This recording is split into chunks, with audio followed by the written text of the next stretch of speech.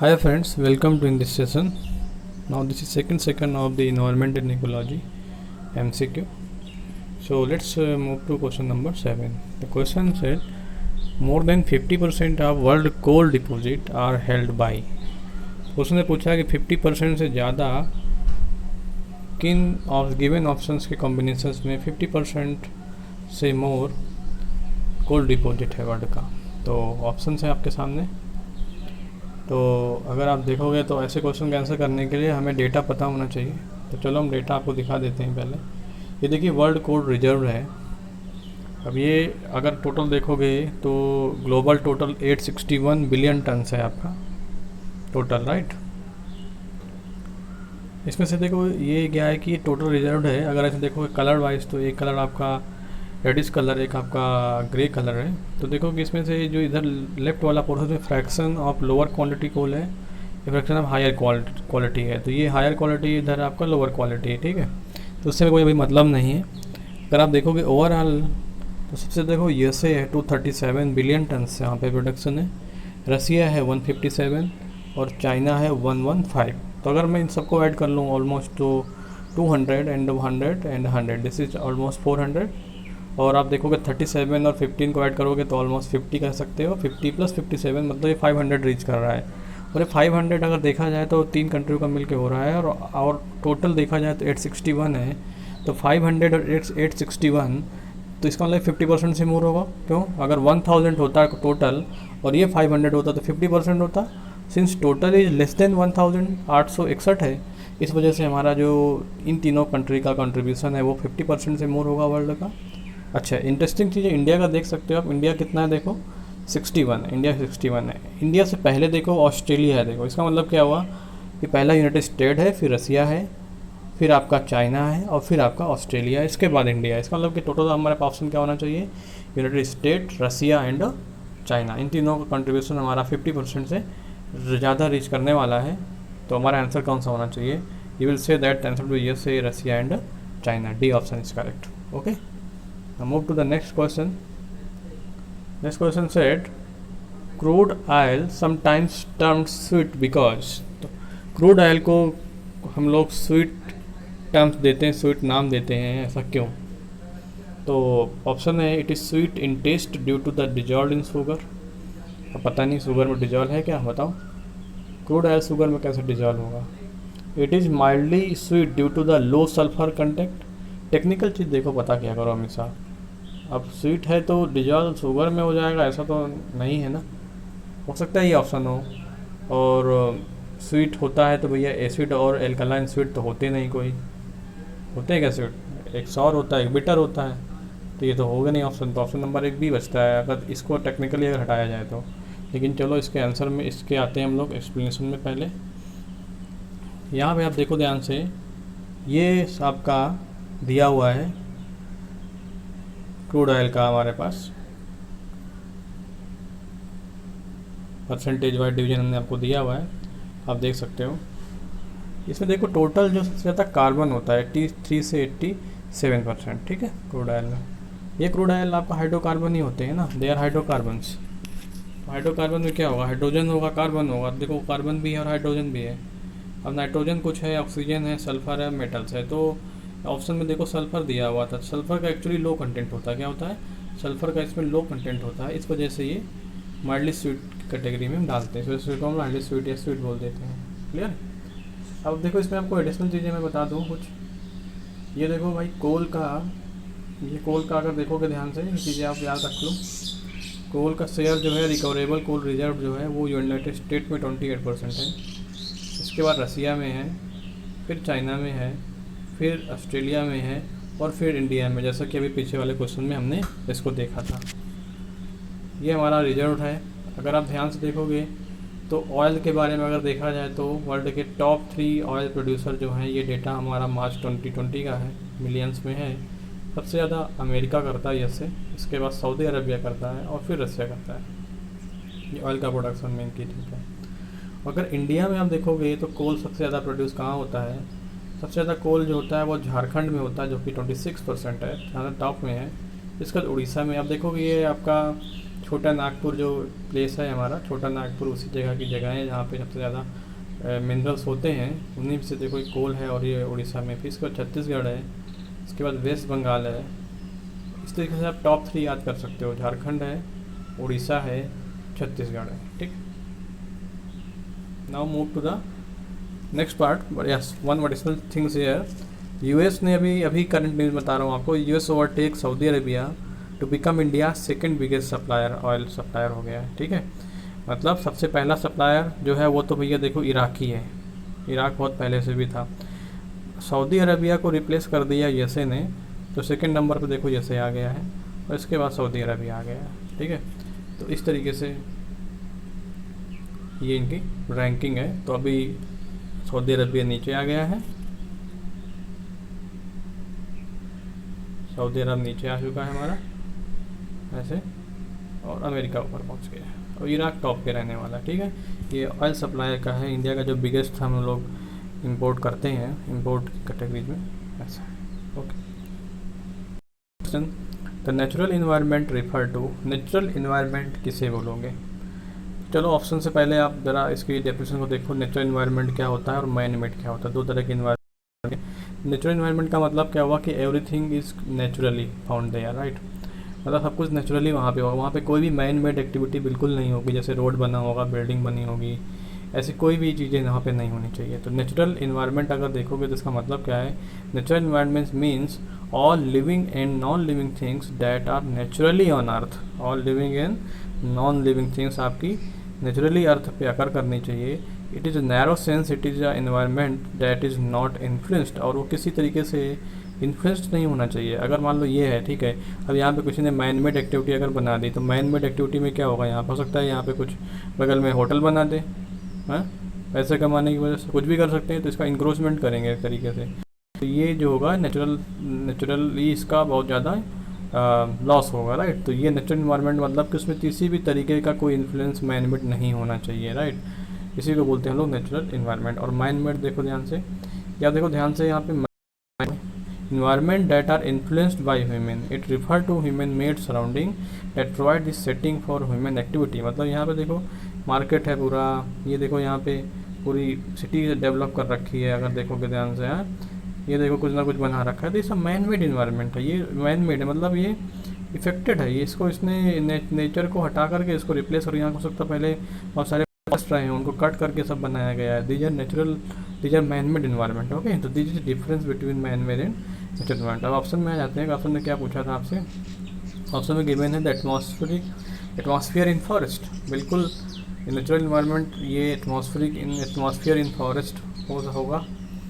The plant and animal in forest, the atmosphere of an area, a forest, lake and ocean. ऐसा कोई atmosphere हो जहाँ पे forest हो, लेक हो। अब केवल फॉरेस्ट गलत है, ठीक है, केवल एनिमल गलत है, केवल फॉरेस्ट लेक होगा तो ये भी गलत है। मान लो फॉरेस्ट लेक के अलावा रिवर्स भी होंगी, बहुत सारे आपके माउंटेन्स भी होंगे, बहुत सारे आपके हिल्स भी होंगे, वो सारा ही नेचुरल है ना। इसका मतलब ऑप्शन क्या होना चाहिए, डी ऑप्शन होना चाहिए। The living organism and non living object or factor in a area undisturbed by the human activity, human activity से अनडिस्टर्ब्ड एरिया होना चाहिए।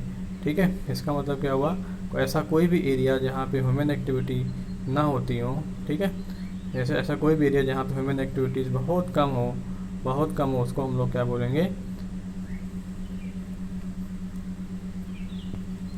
Natural environments. क्लियर, तो आपको समझ में आ गया होगा नेचुरल इन्वायरमेंट और मैन मेड इन्वायरमेंट क्या होता है। Now move to the next question. Next question, the ultimate source of energy in a hydro electric power station is. अब हाइड्रो इलेक्ट्रिक पावर स्टेशन क्या होगा, जहाँ पे हम लोग वाटर से एनर्जी बनाते हैं, जहाँ से हम लोग वाटर से एनर्जी बनाते हैं, वाटर को हम लोग इलेक्ट्रिसिटी में कन्वर्ट करते हैं। ठीक है, तो अब इसमें से अल्टीमेट सोर्स ऑफ एनर्जी पूछा गया है, मतलब प्राइमरी बिल्कुल फर्स्ट सोर्स क्या होगा एनर्जी का हाइड्रो इलेक्ट्रिक पावर जनरेशन में। तो पहले तो पोटेंशियल एनर्जी है वाटर, तुम्हारे माइंड में देखो ऑप्शन वाटर का दिया है, ये भी वाटर है, ये भी वाटर है, और एक देखो बिल्कुल अलग दिया है सोलर एनर्जी, वैसा लगता है कि गलत होगा पोटेंशियल एनर्जी। अब मान लो कि यहाँ पे आगे आपको मैं थोड़ा सा देता हूँ एक्सप्लेन इसका। ध्यान से देखो पहले, ये देखो हमारा हाइड्रो इलेक्ट्रिक पावर है, पावर प्लांट है, जहाँ पे देखो ये वाटर को कलेक्ट किया गया, इस वाटर को इस डैम में रोक रखा गया, इस डैम से अब गिराया जाएगा, ठीक है, नीचे की तरफ। तो यहाँ नीचे होगी टरबाइन, टरबाइन मूव करेगी, टरबाइन जैसे मूव करेगी तो बस यहाँ पे आपका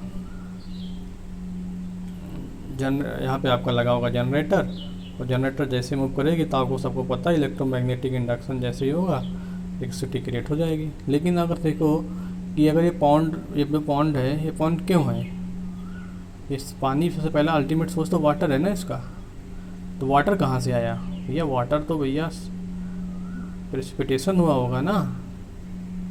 अब प्रेसिपिटेशन कैसे हुआ होगा, प्रेसिपिटेशन होता है जब सनलाइट अर्थ पे पड़ती है तो वहाँ से इवापोरेशन होता है, और जब इवापोरेशन होगा फिर वो कंडेंस होकर के प्रेसिपिटेशन करेगा। इसका मतलब क्या हुआ कि सबसे पहले अगर सन नहीं होगा तो सन नहीं अगर होगा तो फिर भैया इवापोरेशन कैसे होगा, और इवापोरेशन अगर नहीं होगा तो फिर प्रेसिपिटेशन कैसे होगा, तो अगर प्रेसिपिटेशन नहीं होगा तो फिर हमारा इलेक्ट्रिसिटी कैसे जनरेट होगी। इसका मतलब कि अल्टीमेट सोर्स ऑफ एनर्जी की अगर बात की जाए तो वो क्या है, वो है solar energy. Solar energy he is the ultimate source of energy, ठीक है। आप ज़रा देखो हमारे यहाँ पे फ्यूल सोर्सेज की अगर हम बात करें तो इंडिया में अगर देखा जाए तो हम लोग जो हमारे पास जितनी भी energy capacity, installed energy capacity है, उसका हम लोग 35% कोल से जनरेट करते हैं। 53%, मोर देन 50% है ये कोल, मतलब थर्मल पावर प्लांट जो होता है, ठीक है। इसके बाद हमारा जो सेकेंड एनर्जी का हम लोग लेते हैं जहाँ से, वो हाइड्रो एनर्जी से बनती है, रिन्यूएबल एनर्जी हमारे पास है। तो पहला हमारा थर्मल है, दूसरा हाइड्रो है, इसके बाद आप देखोगे तो गैस वाले हैं, नेचुरल गैसेज हमारी जो है। इसके बाद हमारी रिन्यूएबल एनर्जी सोर्सेज में जैसे ये देखो 8% जो गिवन है ये आपकी सोलर एनर्जी के फॉर्म में होंगी, और ये देखो 3% गिवन है ये हमारा न्यूक्लियर एनर्जी के फॉर्म में है। सबसे ज़्यादा कोल है और उसके बाद हाइड्रो है सेकंड नंबर 25% के साथ, ठीक है, क्लियर।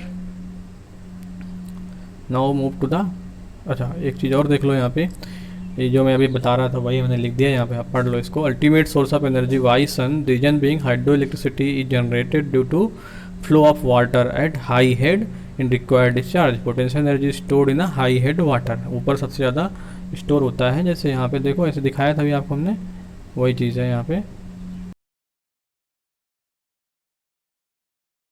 वाटर गिरेगा तो ये हाई हेड पे स्टोर्ड है, और यहाँ पे स्टोर्ड अगर है तो एक तरीके से इसके पास क्या है, पोटेंशियल एनर्जी है, और जब इसको फॉल कराओगे तो इसको काइनेटिक एनर्जी में बदल जाएगी, है ना। तो वाटर की पोटेंशियल एनर्जी को काइनेटिक एनर्जी में बदली जाती है अगर देखा जाए तो, ठीक। ओके, वही चीज़ लिखा, आप इसको पढ़ लेना। चलते हैं हम लोग नेक्स्ट क्वेश्चन में। Which are following statement about natural gas are true, natural gas के अबाउट कौन सा स्टेटमेंट सही है। तो natural gas is the cleanest fossil fuel, ये नेचुरल गैस वही होती है जो हम लोग CNG और PNG यूज़ करते हैं, कंप्रेस नेचुरल गैस जिसको बोलते हैं, ठीक है। तो CNG is a compressed natural gas होती है, ठीक है, हाई प्रेशर, और इसको हम लोग लो टेम्परेचर पे रखते हैं। तो अब देखो natural gas is the cleanest fossil fuel. Obviously पहले हम लोग फॉसिल फ्यूल यूज़ करते थे, धीरे धीरे हम लोग को इसको शिफ्ट हो रहे हैं अपनी एनर्जी की तरफ जहाँ पे सबसे ज़्यादा क्लीन एनर्जी देनी चाहिए थी। तो ऑब्वियसली बात है पहला ऑप्शन तो सही होगा। सऊदी अरबिया है the highest natural gas reserve, ये हमें देखना होगा। Methane is the major component of natural gas, ये भी सही है।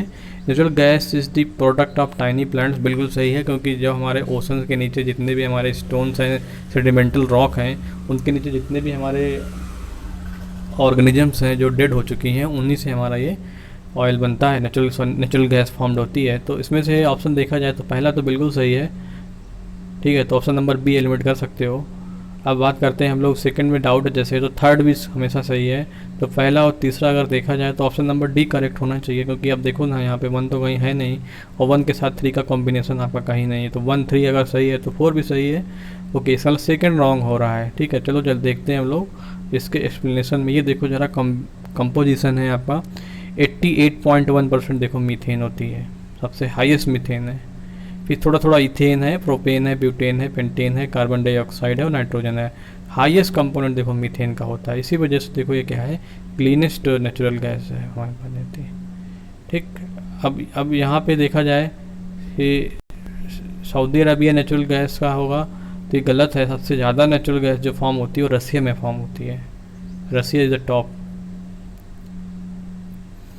Okay, next question, the biosphere is a zone of earth where life is found. जरा आप इसका देखो जरा, बायोस्फीयर का मतलब क्या होता है।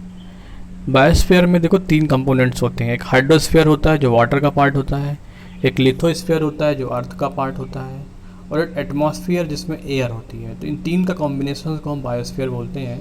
तो अगर ऑप्शन में चलो तो आपका हाइड्रोस्फीयर होना चाहिए, आपका लिथोस्फीयर होना चाहिए। तो 1 और 2 तो सही हो रहा है। तो अगर ऑप्शन में चलो तो 1 2 होना चाहिए। तो 1 4 देखो है, इसमें 2 3 4 है, इसमें 1 3 है, तो बचा कौन सा, डी। 1 2 4 सीधा हम आंसर डी कर सकते हैं, 1 2 4। दैट मीन्स अब देखो, अब 1 है, 2 है और 4 है, ट्रोपोस्फेयर है। अच्छा, ट्रोपोस्फेयर अगर आप देखोगे तो इसके लिए ये हमारा एटमॉस्फेयर का ही लेयर, आगे मैं आपको दिखाता हूँ। ये देखो, अर्थ के एटमॉस्फेयर का ही सबसे बॉटम लेवल की लेयर ट्रोपोस्फेयर होती है, जो कि हमारे अर्थ से 12 से 18 किलोमीटर तक फैली हुई है। तो इसको उन्होंने लिया हुआ है। ठीक है, तो कोई बात नहीं, ये भी एटमॉस्फेयर का ही पार्ट है, इस वजह से उन्होंने तीनों पार्ट को लिया हुआ है। तो हमारा ऑप्शन नंबर डी करेक्ट हो रहा है यहाँ पे। ठीक है, अब लेयर देखिए, एटमॉस्फेयर के भी बहुत इंपॉर्टेंट और क्या क्या एक्टिविटी परफॉर्म्ड होती हैं। तो ट्रोपोस्फेयर आप देखोगे तो ये अभी हम मेंशन किया था कि 12 से 18 किलोमीटर सरफेस से होती है। यहाँ पे जितनी भी हमारी ये पैसेंजर फ्लाइट्स हैं, ये सारी ऊपर जा रही हैं। ठीक, पैसेंजर फ्लाइट्स हैं, क्लाउडी एक्टिविटी जितनी भी होती हैं, सारा कुछ यहीं पर होता है। ठीक, स्ट्रेटोस्फीयर जो होता है हमारा, इसको बोलते हैं हम लोग यहाँ पे समताप मंडल बोलते हैं, और यहाँ पे हमारी ओजोन लेयर फॉर्म्ड होती है। ठीक है, तो अगर देखो आप पहले तो ट्रोपोस्फीयर में जैसे जैसे आप ऊपर जाओगे तो टेम्परेचर देखो क्या है, 15 डिग्री से लेकर के -56 हो रहा है। इसके बाद स्ट्रेटोस्फीयर में आप देखोगे तो हमारा जो टेम्परेचर एक्चुअली यहाँ पे क्या होता है, टेम्परेचर हमारा ऑलमोस्ट बराबर होता है, ज़्यादा वेरिएट नहीं करता है। मेजोस्फीयर में आप देखोगे तो टेम्परेचर जो आपका है वो -2.5 से लेकर के -86.5 है, यहाँ डिक्रीज हो रहा है। इसके बाद थर्मोस्फीयर सबसे हॉटेस्ट होता है। थर्मोस्फीयर में आपका -86 से 1200 डिग्री सेल्सियस पहुँच जाता है। और एक्सोस्फीयर में आप जाओगे तो सबसे ज़्यादा, तो यहाँ पे हमारी सैटेलाइट वगैरह स्पेसशिप यहीं पर ही हमारी वर्कआउट करती हैं। तो ये हमारी लेयर्स हैं। तो इसका मतलब troposphere is a part of atmosphere, that's why there is a option in given troposphere, so we are assuming that troposphere is a atmosphere. Now move to the next. Emission of carbon dioxide are responsible for ocean acidification. इसका मतलब क्या हुआ कि carbon dioxide की ज़्यादा amount में अगर आप एमिशन करोगे तो वो ओशन एसिडिफिकेशंस के लिए जिम्मेदार है। इसका मतलब क्या हुआ कि ओशन जो होगा, पहले देखो कि भैया ओशन एसिडिफिकेशंस क्या होता है, कि ओशन जो होता है वो उसका जो ओशन का जो अभी पीएच है वो अभी बेसिक है, कुछ अराउंड 7 to 8 है। लेकिन धीरे धीरे हमारी ह्यूमन एक्टिविटी की वजह से, व्हीकल्स और सारी कुछ फॉसिल फ्यूल की बर्निंग की वजह से CO2 हाई अमाउंट में रिलीज हो रही है, जिससे क्या होता है कि CO2 जो होता है वो हमारे एटमॉस्फेयर में जाने के बाद भी बहुत सारा अमाउंट हमारे ओशन के द्वारा कंजम्पशन किया जा रहा है या इसको एब्जॉर्ब किया जा रहा है, जिसकी वजह से क्या हो रहा है कि हमारे ओशंस का टेम्परेचर इंक्रीज़ हो रहा है और वहाँ पे एसिडिफिकेशंस की एक्टिविटीज़ बहुत तेज़ी से हो रही है। ठीक है, तो यहाँ पे ओशन वाटर बिकम एसिडिक, मतलब ओशन वाटर एसिडिक हो गया है। Only the surface water become acidic, the surface water only become less alkaline. Actually अभी तो एल्कलाइन ही है, धीरे धीरे एल्कलाइन लेस एल्कलाइन हो रहा है। एल्कलाइन का मतलब होता है कि पीएच वैल्यू उसकी हाईएस्ट 14 होती है, लेकिन धीरे धीरे लेस एल्कलाइन का मतलब कि उसका पीएच वैल्यू जो है 7 के क्लोज आ रही था। यस, एग्जैक्टली सही बात है, उसका जो पीएच है वो 7 के क्लोज आने वाला है, कुछ समय के बाद आ भी जाएगा। तो हमें इसी को रोकना है। तो अब देखो इसका ऑप्शन करेक्ट यही होगा, सरफेस वाटर सबसे ज़्यादा एसिडिफाई होता है। देखो ठीक है, तो ऑप्शन नंबर इसका 3rd सही है। तो आप ज़रा देखो डी करेक्ट है। ये देखो ज़रा एक्चुअली मैं आपको दिखा देता हूँ पीएच स्केल। ये पीएच स्केल हमारा 0 से लेकर के 14 तक है। इसका जो 7 वाला पार्ट है ये न्यूट्रल होता है। ऊपर जैसे आप टॉप में जाओगे तो एसिडिटी बढ़ती है, नीचे आओगे तो एल्कलिनिटी बढ़ती है। तो आप देख सकते हो यहाँ पे कि हमारे पास जो नॉर्म, ये देखो नॉर्म और are range of stream water. तो स्ट्रीम वाटर जो है, ये देखो दिखाता हूँ मैं आपको, ये देखो है 7 से कम है, सॉरी 7 से ज़्यादा है। अब ये नॉर्मल प्रेसिपिटेशन हमारे पास जो बारिश होती है उसका देखो अराउंड होता है आपका कितना, से 6.5 से लेके 5.5 तक होता है। ये आप इसको देख लेना, बताता हूँ आपको। यहाँ पे जो एसिडिफाई का मतलब क्या हुआ कि हमारा जो एल्कलिनिटी है वो डिक्रीज हो रही है। ज़रा देखो ये आपको दिया हुआ यहाँ पे कैसे हो रही है।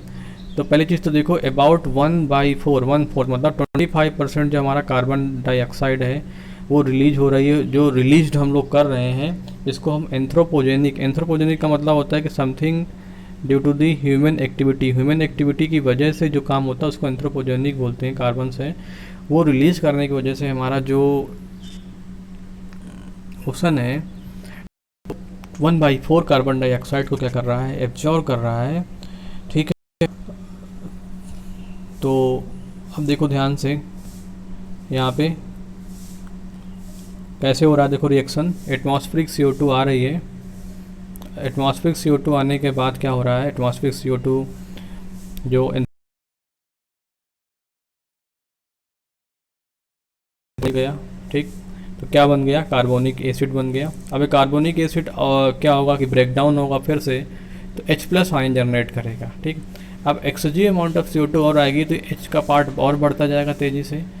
ठीक है, तो इंक्रीजिंग H+ होने का मतलब क्या हुआ कि एसिडिटी जो है वो बढ़ती चली जा रही है। H+ आयन का मतलब एसिडिटी बढ़ना और OH- का मतलब एल्कनिटी बढ़ना। ठीक है, तो क्या हुआ कि इंक्रीजिंग एसिडिटी हो रही है, उससे हमारा ओशन जो है एसिडिफाई हो रहा है, इसी को बोलते हैं हम लोग एसिडिफिकेशन। इससे क्या हुआ कि हमारा कार्बोनेट आयन जो है वो डिक्रीज हो रहा है। अब देखो इसके क्या इम्पैक्ट पड़ने वाले हैं हमारी इकोलॉजी में।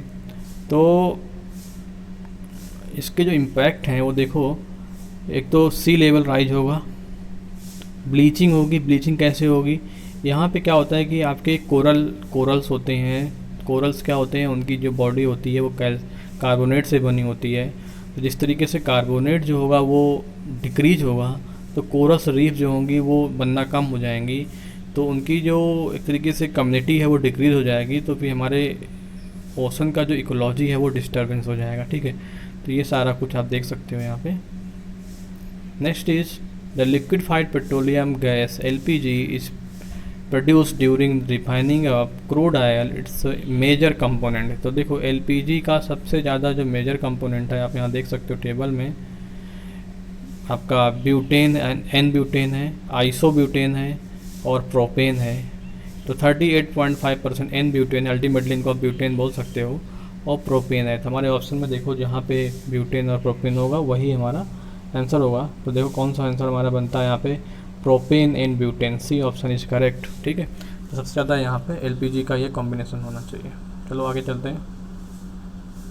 The heavy water nuclear reactor used heavy water to slow down the speed of neutrons, which one of the following country is the largest producer of such water. तो हैवी वाटर का सबसे बड़ा largest producer कौन सा country होगा, तो option आप बताइएगा। पहले आपको बता देता हूँ हैवी वाटर्स होता क्या है, उसके बारे में सब कुछ आपको यहाँ पे। इसके बाद आप ये देखिए यहाँ पे, ये देखो इसका क्या मतलब, India is the largest producer of best quality heavy water in the world. हमें आंसर मिल गया, लेकिन हमारा पर्पज़ क्या है, इसका पोस्टमार्टम करना। तो अब देखो ज़रा, पहली चीज़ तो न्यूक्लियर एटॉमिक पावर प्लांट हमारे पास, इनका वर्किंग प्रिंसिपल क्या होता है। और nuclear power plant work in similar way as thermal power plant. इस तरह से थर्मल पावर प्लांट वर्क करते हैं, वैसे ही करते हैं। कैसे करते हैं thermal power plant, heat generate होती है, इसके बाद टरबाइन मूव करती है, फिर ऐसा सब कुछ process. The difference between the two in that fuel they are using. तो इस तरह के फ्यूल्स करते हैं, तो फ्यूल का डिफरेंस केवल होना चाहिए उसमें। ठीक, inside the nuclear power station energy release by nuclear fission. और न्यूक्लियर रिएक्टर जो होते हैं हमारे न्यूक्लियर फिजन के प्रिंसिपल पे काम करते हैं। और जो हमारा एनर्जी जो उसका एनर्जी फीडिंग होती है वो यूरेनियम 235 के थ्रू होती है। ठीक है, यूरेनियम 235 का यूज़ करते हैं। हैवी वाटर जो होता है उसका फॉर्मूला देखो, फाइट ऑफ D2O होता है। H2O जैसे होता है वाटर होता है, लाइट वाटर होता है। इसी का हमारा नेक्स्ट पार्ट होता है D2O, हाइड्रोजन का ही आइसोटोप है ड्यूटेरियम, उसी के वाटर को वाटर कन्वर्टेड है तो उसको हमने D2O बोला है। और न्यूक्लियर चेन रिएक्शन परफॉर्म होती है। अब क्यों हमें इसको एब्जॉर्व करना पड़ता है? देखो भाई, ये हमारा एक न्यूट्रॉन है, ये यूरेनियम 235 पे अटैक करेगा, उसको 2 पार्ट में ब्रेक करेगा, फिर वहाँ से न्यूट्रॉन्स फ्री होंगे, न्यूट्रॉन्स अगले एटम के साथ कोलाइड करेगा, फिर फ्री होंगे, फिर अगले। तो देख रहे हो अब कितनी तेज़ी से रिएक्शंस तेज़ी से बढ़ती चली जा रही। पहले 1 था, फिर 1 से 2 हो गए, फिर 2 से 3 हो गए। तो ये चेन रिएक्शन है, इसी को हमें कंट्रोल करना होता है। तो हम लोग यहाँ पे हैवी वाटर का यूज़ करते हैं, जिससे हमारे न्यूट्रॉन जो होते हैं वो एब्जॉर्व कर लेता है, तो इसके रेट ऑफ रिएक्शंस को डिक्रीज कर देता है। Next is crude oil is sometime labelled as sour because, तो क्रूड ऑयल को समटाइम्स सावर कर देते हैं, सौर की तरह बोलते हैं। इट इज सावर मतलब बीटर का और टेस्ट होता है ना, उसकी वजह से। क्यों ऐसा होता है? यस, इसमें हायर क्वांटिटी ऑफ सल्फ़र होती है, सल्फ़र का ही रोल है।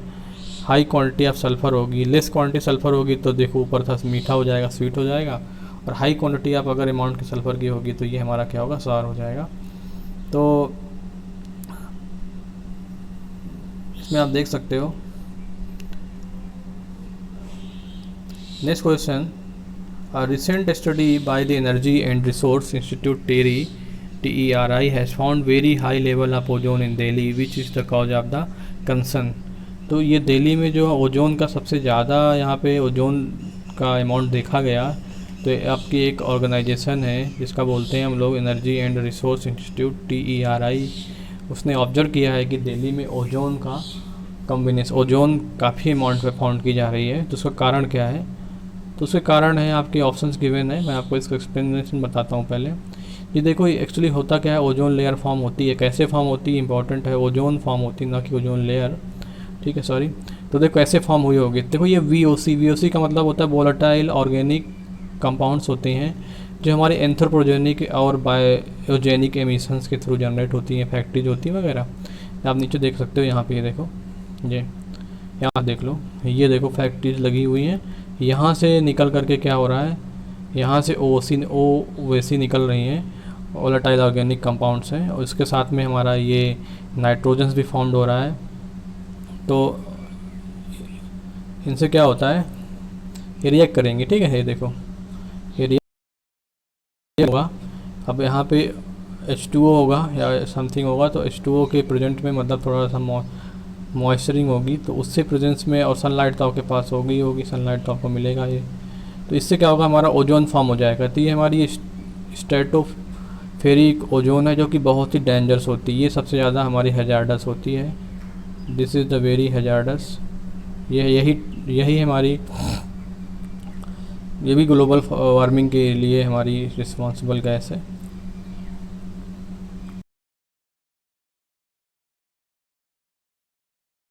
नेक्स्ट क्वेश्चन है, which of the following the most chemically polluted city in the world. Most chemically polluted city कौन सी है?